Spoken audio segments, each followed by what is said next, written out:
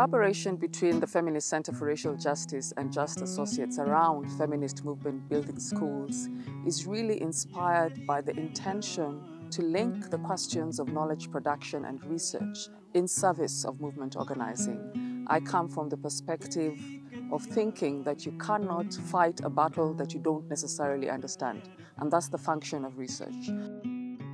Social movements today are battling evolving actors, evolving structural dynamics, evolving contexts. And the role that academics can play is ensuring that the research we produce actually responds to the context that social justice activists are dealing with on a day-to-day basis.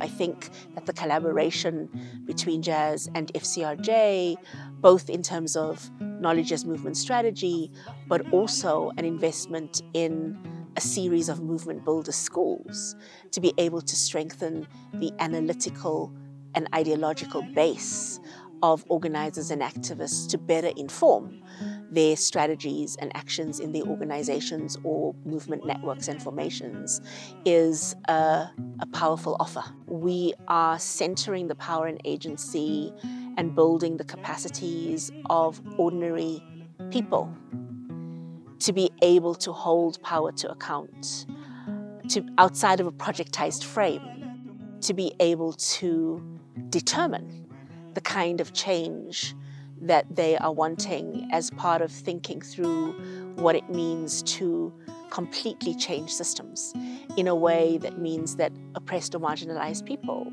can also enjoy freedom and justice. The Feminist Centre for Racial Justice and JASS piloted an initial school with 20 activists from the broad region we will call Latin America and held this school in Mexico last year. We went on to a process of developing and strengthening the methodology and developed 3 modules. And we are now here testing 2 of those modules with a group of activists from Eastern and Southern Africa. We will be integrating exercises that allow us to move so that we are really holding not just the mind, but the body, as well as the heart, right, as sources of knowledge, right, that we can learn from, that we can use as part of building our strategies.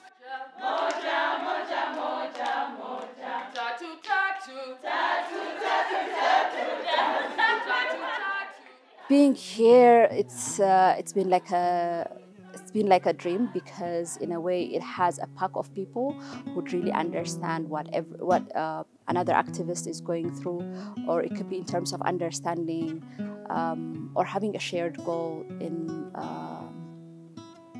abolishing power or in abolishing injustice.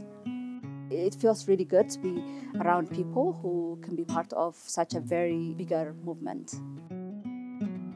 Being part of the school and being here particularly was to see strategies around movement building across the continent. And I was really curious to see how other parts of the continent are organizing themselves and thinking about strategies and knowledge representation and building knowledge around that as well.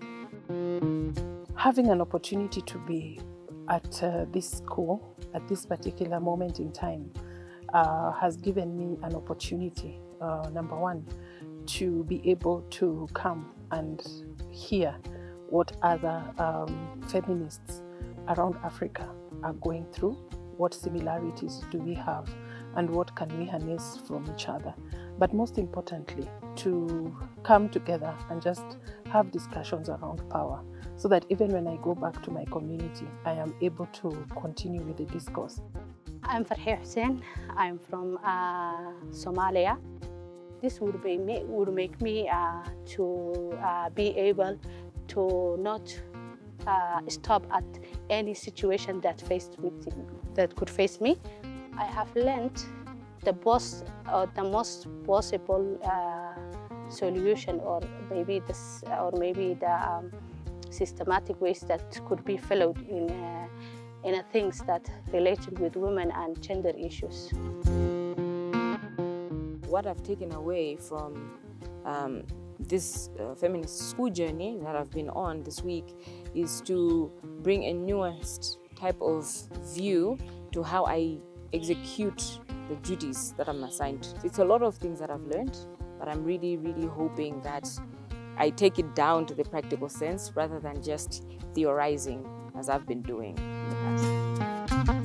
My key takeaways from the school so far are how interconnected our struggles are and how much work there's still to do for all of us. I see that there's a lot of goodwill, there's a lot of effort being put in from different organizations, different parts of the continent. FCRJ and JASS, we are very close to movements and organizations, and in many ways we read the context, and through our learnings from movements we are also able to identify meaningful contribution. The first part, given previous collaborations, is part reading where the movements are, what context is telling us, and how we think we can best contribute to support, strengthen, build the organizations and movements. I think the larger dream and aspiration for these schools, for both organizations, is that we are able to impact the work that movements are doing.